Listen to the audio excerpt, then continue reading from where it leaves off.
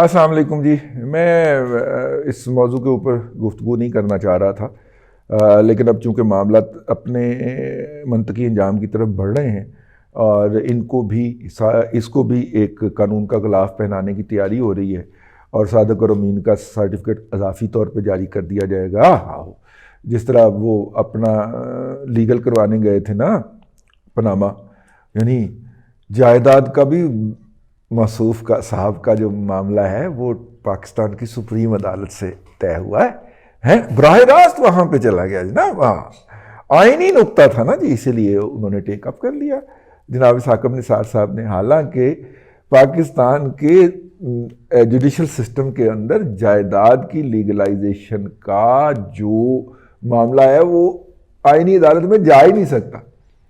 یہ civil court کا معاملہ ہے، میکسیمم اس کی اپیل آئے گی اور اپیل کے اندر سے اگر کوئی آئینی نقطہ نکلے گا تو پھر سپریم کورٹ جائے گا، اپیل آئے گی ہائی کورٹ میں اور ہائی کورٹ سے پھر سپریم کورٹ جائے گا. لیکن وہاں پہ چونکہ آپ گھٹیا لوگ، عام کیڑے مکوڑے، آپ کو کیا پتا، ٹھیک ہے نا. وہ جناب ہیرو، سپرفیشل ہیرو، پمپ کر کے ہم نے اپنے ہاتھوں ہی بنایا ہوا ہے، پیسے دے کے، اور وہ جو ہے اس کے سامنے بیٹھا ہوا اس کا پجاری ثاقب نثار. باقیوں کے نام ہم نے نہیں لینے کیونکہ وہ تو حاضر سروس ہیں، کنٹمپٹ نوٹس جاری کر سکتے ہیں. ثاقب تو کچھ نہیں نہ کر سکتا، ٹھیک ہے. وہ میکسیمم ہماری طرح عدالت میں جا سکتا ہے کہ جناب ہے میں عدالت رہا ہے گا، میری بےزتی کر رہا ہے. نہیں جناب ثاقب نثار صاحب، ہم آپ کی بےزتی نہیں کر سکتے. آپ پہلے بھی ہمارے خلاف مدعی رہ چکے ہیں 2-3 مقدمات کے اندر، اور آپ کو شرم ہی نہیں ہے کہ چلے کچھ اچھا وقت بھی گزرا ہوا ہے ہمارا آپ کے ساتھ. لیکن اگر آپ اس لیول پہ اتر آئے تو ہم نہیں اترتے بھائی، ہم تو آپ کا ذکر نہیں کرتے. لیکن ظاہر ہے وہ ٹیک اپ تو ہوا تھا نا. اب کیا کریں، تاریخ کے اندر وہ لکھا گیا. آپ نے براہ راست معاملہ ٹیک اپ کیا تھا، تو اس وقت جو معاملہ ٹیک اپ ہوا تھا اس وقت بھی وہ گلے پڑ گیا تھا ان کے. اور یار 2 دفعہ نعیم بخاری نے عدالت میں کھڑے ہو کے غلطی مان کے اپنے کاغذات وڈرا کیے تھے، عدالت نے کچھ نہیں کیا، کہتا اور کاغذ لے آؤ.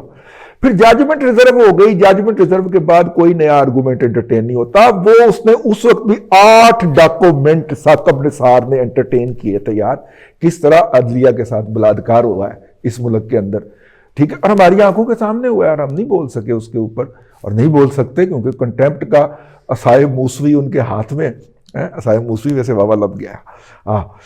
تو خیر، کہنے کا مطلب یہ تھا کہ یہ جو ابھی ایک اعتراف نامہ فائل ہوا ہے پی ٹی آئی کی طرف سے کہ اگر کوئی 2 نمبری اور 2 اس طرح کا کام ہوا ہے تو وہ ہم نے نہیں کیا بلکہ وہ ایجنٹ نے کیا ہے، جس ایجنٹ کو ہم نے امریکہ میں ہائر کیا تھا. تو بھئی ایجنٹ نے تو جو آپ کے ساتھ ایگریمنٹ ہوا تھا وہ بھی دے دیا ہوا ہے اکبر اس بابر کو، اور اس کے مطابق اس نے کوئی ایسی حرکت نہیں کی جو آپ کی پارٹی پالیسی اور گیون ڈائریکشن یعنی کہ دی گئی ہدایات کے خلاف ہو، ٹھیک ہے.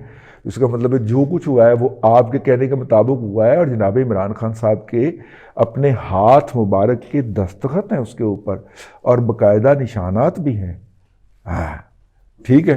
تو اس لیے آپ مکر تو نہیں سکتے کہ آپ نے جو کچھ اسے کہا تھا اس نے کہا جی میں نے تو اس کے مطابق کیا، میں نے تو کوئی وائلیشن نہیں کی.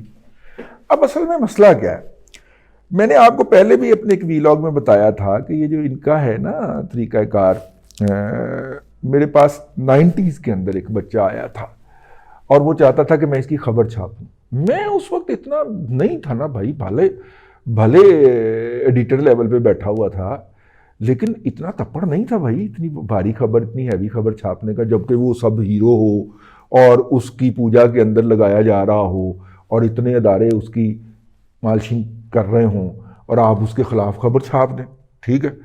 ہم نے نہیں چھاپی. اچھا بچے نے قصہ کیا سنایا تھا؟ بچے نے قصہ یہ سنایا تھا کہ جب بھی نئی کیمپین آتی ہے، جب بھی کیمپین کیا ہوتی ہے، عید کے اوپر زکوٰۃ اکٹھی کرنا، قربانی کی کھالیں اکٹھی کرنا، ٹھیک ہے. جب بھی یہ کیمپینز آتی ہیں تو دنیا بھر کے اندر بھی اور پاکستان کے اندر بھی نئے اکاؤنٹ کھلوائے جاتے ہیں، 20 25 اکاؤنٹ کھلوائے جاتے ہیں. اور یہاں پہ ان کے ہیڈ آفس میں یا جو بھی جگہ ہوگی جہاں پہ وہ بچہ کام کرتا تھا اور والنٹیئر تھا وہ، بائی دا وے وہ بچے اس کو آپریٹ کر رہے ہوتے ہیں، ٹھیک ہے. اور وہ اکاؤنٹس جو ہوتے ہیں وہ مختلف کیٹیگریز کے لیے یا مختلف ممالک کے لیے مخصوص کیے جاتے ہیں، اور وہ بچے جو ہے وہ وہاں پہ ٹیلی مارکیٹنگ بھی کر رہے ہوتے ہیں، ٹھیک. اور جب وہ کیمپین ختم ہوتی ہے تو ان 18 یا 20 یا 25 یا 26 اکاؤنٹس میں سے 1 یا 2 اکاؤنٹس کی اندر آنے والی جو رقم ہوتی ہے وہ ڈال دی جاتی ہے شوکت خانم کو، اور باقی جو ہے وہ نامعلوم منزلوں کی طرف روانہ کر دی جاتی ہیں. سر یہ بہت بڑی منی لانڈرنگ اور پلنڈرنگ ہو رہی ہے.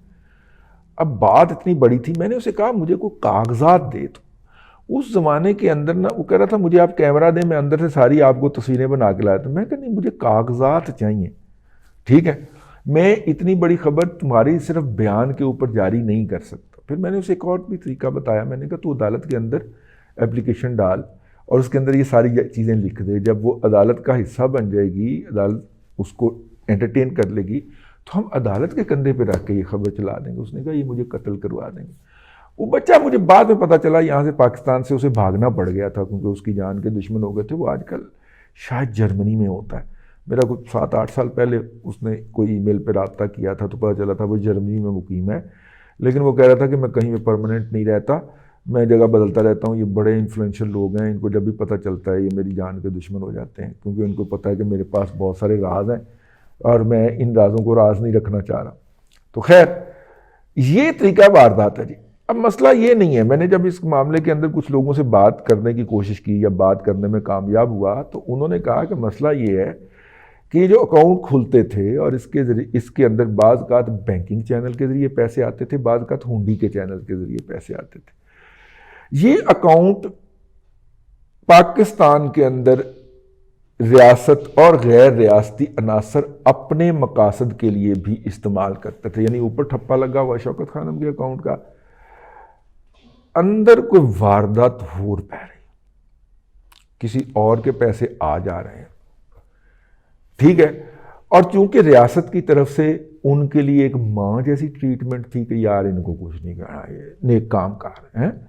تو نیک کام کے کور کے اندر وہ جو لوگ تھے کوئی اور اپنا بد کام ڈال رہے ہوتے تھے. اور اصل مسئلہ ان کا بھی ہے کہ اگر ان کے اکاؤنٹس جو ہیں یا ان کے اندر آئی ہوئی ٹرانزیکشن جو ہیں اگر پچھلے 5 سال کی، 10 سال کی، 15 سال کی، 20 سال کی کھل جاتی ہیں تو بہت بڑے بڑے شرفا، ٹھیک ہے، جو اس وقت اعلیٰ عہدوں پہ متمکن ہیں یا ریٹائرمنٹ کے بعد پائپ پی رہے ہیں، گولف کھیل رہے ہیں، ان کی بھی عزتیں اسی طرح سر بازار ہو سکتی ہیں جس طرح عصائے موسوی پھرنے کے نتیجے میں کچھ لوگوں کے نام سامنے آئے.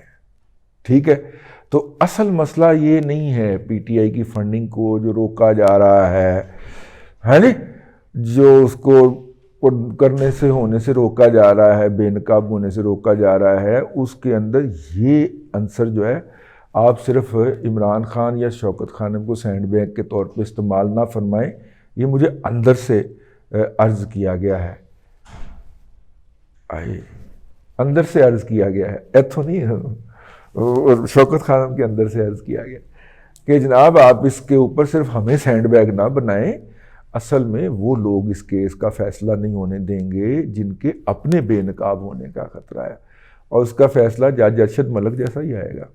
ٹھیک ہے، اور جج بشیر جیسا ہی آئے گا فیصلہ. آپ بے فکر رہیں، کوئی ایسی بات نہیں ہونے لگی. میں نے کہا نہیں، میں تو صرف یہ جاننا چاہ رہا ہوں کہ یہ جو آپ نے اعتراف کیا ہے، انہوں نے کہا آپ کا کیا خیال ہے کہ یہ اعتراف جو کیا ہے ہم نے لکھ کے، ٹھیک ہے، یہ ایسے ہی کر لیا ہوگا کہ اس سے پہلے ہم نے کوئی انڈرٹیکنگ نہیں لی ہوگی یا پورے معاملات کو سیٹ نہیں کیا گیا ہوگا، ماحول سیٹ نہیں کیا گیا ہوگا. ٹھیک ہے، یہ بھی ہو سکتا ہے کہ الیکشن کمیشن جو ہے اس سے فیصلہ خلاف آ جائے اوپر جا کے مینج ہو جائے. ٹھیک ہے، وہ کہے جی یہ تو کوئی بات ہی نہیں ہے، یہ تو بندہ صادق اور امین ہے. ٹھیک ہے، ایک اور سرٹیفکیٹ لے جا پتر، پہلا پرانا ہو گیا ہونا، اے بچے کھیڈتے رہن گے تیرے ہیں للر جی بیٹھے ہوئے، ایک اور صادق اور امین لے جا، ساڑھے کن سرٹیفکیٹ لے جا.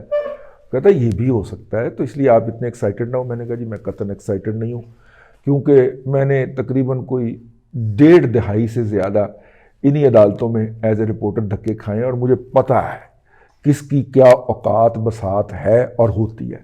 تو اس لیے مجھے تو کسی ایسی بات کی توقع نہیں ہے، لیکن میں صرف اپنے علم کے اضافے کے لیے اور اپنے جو آپ ہیں آپ کے علم کے اضافے کے لیے عرض کر رہا تھا.